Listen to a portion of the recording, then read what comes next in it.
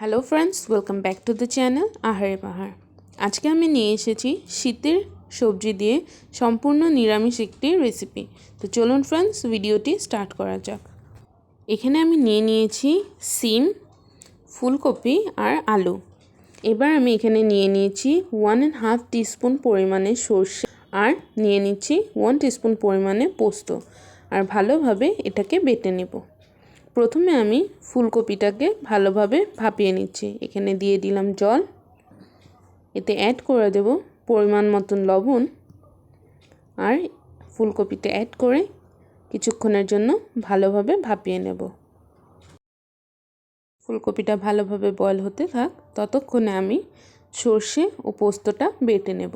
সর্ষে আর পোস্ত বাটার সময় আমি সামান্য পরিমাণে লবণ আর একটা লঙ্কা দিয়ে ভালোভাবে বেটে নেব, তাহলে আর সর্ষেটা তেতো হবে না।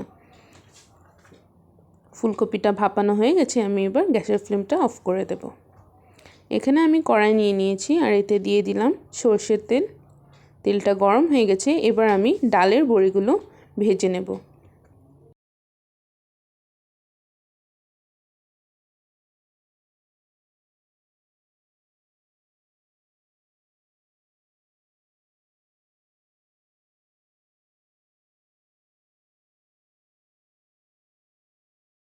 ডালের বড়িগুলো ভালোভাবে ভেজে নিয়েছি, এবার নামিয়ে নিচ্ছি। এবার এই তেলেই আমি ফুলকপিগুলোকে ভালোভাবে ভেজে নেব। দিয়ে দিলাম ফুলকপি আর ভালোভাবে ভেজে নিচ্ছি।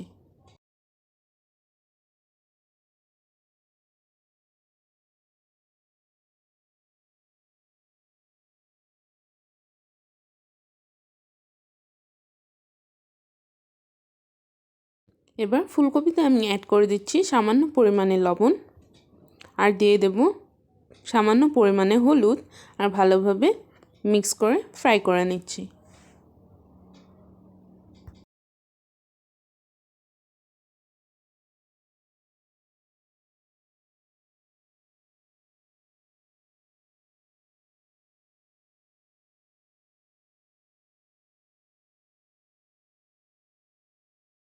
ফুলকপিটা ভালোভাবে ফ্রাই করে নিয়েছি, এবার আমি নামিয়ে নেব।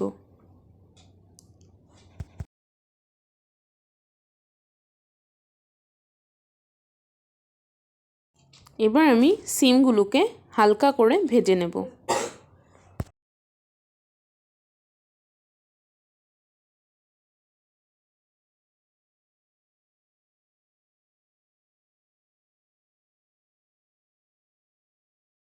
সিমে আমি এবার অ্যাড করে দিচ্ছি সামান্য পরিমাণে লবণ, আর দিয়ে দিচ্ছি সামান্য পরিমাণে হলুদ, আর 2 থেকে 3 মিনিট ভালোভাবে নেড়ে নেব।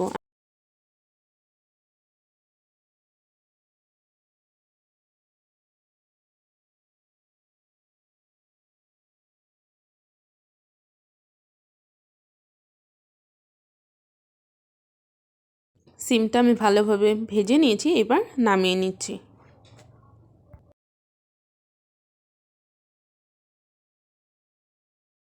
এবার আমি কড়াইতে আরও সামান্য পরিমাণে তেল অ্যাড করে দিচ্ছি, আর তেলটা গরম হয়ে গেলে ফোড়ন দিয়ে দিচ্ছি একটা শুকনো লঙ্কা, গোটা জিরে, আর ফোড়নটাকে 20 থেকে 30 সেকেন্ড ভালোভাবে নেড়ে নেব।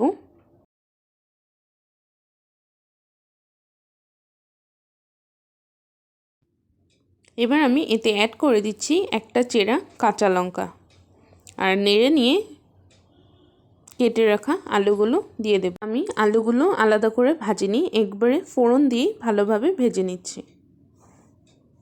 আমি আলুটা ভালোভাবে ভেজে নেব। এবার আমি দিয়ে দেব পরিমাণ মতন লবণ, আর দিয়ে দেব হলুদ, আর ভালোভাবে মিক্স করে নেব।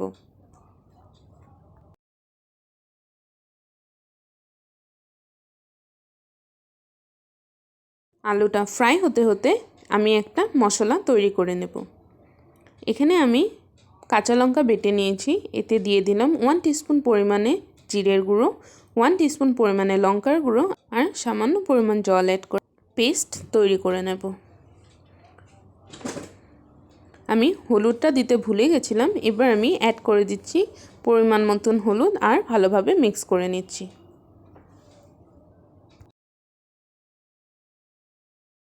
আমি মশলাটা তৈরি করে নিয়েছি। তো এবার আলুগুলো দেখে নেওয়া যাক। আলুগুলো ভালোভাবে ফ্রাই হয়ে গেছে। এবার আমি এতে তৈরি করে নেওয়া মশলাটা অ্যাড করে দিচ্ছি আর ভালোভাবে মশলাটার সাথে আলুটাকে কষিয়ে নেব।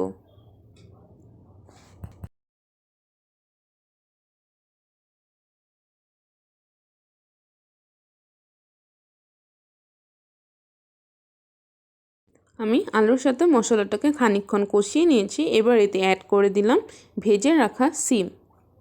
যেহেতু আমি সিমটা পুরোপুরি ভাজিনি, তাই মশলার সাথে আরও ভালোভাবে কষিয়ে নেব।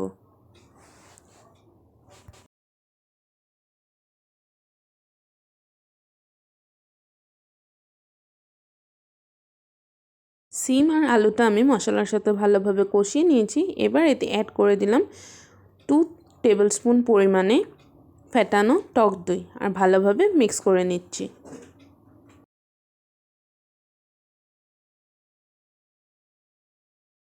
আমি সামান্য পরিমাণে জল অ্যাড করে দিচ্ছি আর আবারও মশলাটার সাথে সবজিগুলোকে ভালোভাবে কষিয়ে নেব।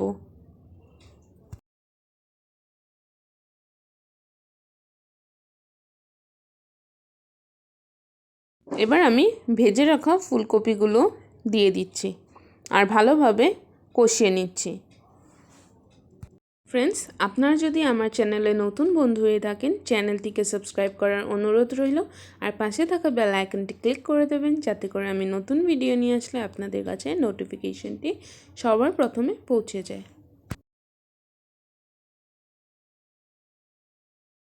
সবজিটা আমি ভালোভাবে কষিয়ে নিয়েছি। এবার এতে অ্যাড করে দেব পরিমাণ মতন জল।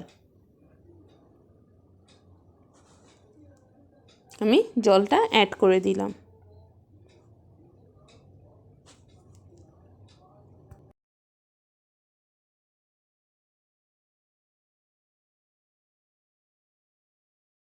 এবার আমি ভালোভাবে সবজিটাকে কিছুক্ষণের জন্য ফুটিয়ে নেব।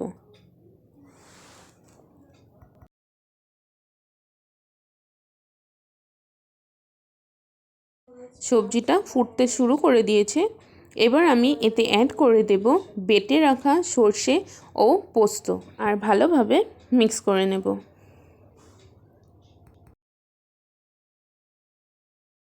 সর্ষে ও পোস্ত বাটা ভালোভাবে মিক্স করে নিয়ে আমি এতে ভেজে রাখা ডালের বড়িগুলো দিয়ে দিচ্ছি।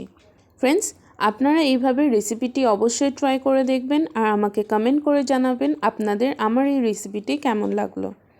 সবজিটা প্রায় রেডি হয়ে গেছে। এবার আমি দুটো চেরা কাঁচা লঙ্কা দিয়ে গ্যাসের ফ্লেমটি অফ করে স্ট্যান্ডিং টাইমে কিছুক্ষণের জন্য রেখে দেব। এবার আমি সবজিটা সার্ভ করে নিচ্ছি। ফ্রেন্ডস, আজকের মতন এই পর্যন্তই। আবার চলে আসব নতুন একটি রেসিপি নিয়ে। রেসিপিটি ভালো লেগে থাকলে অবশ্যই লাইক, শেয়ার ও কমেন্ট করবেন। Thank you friends for watching the video.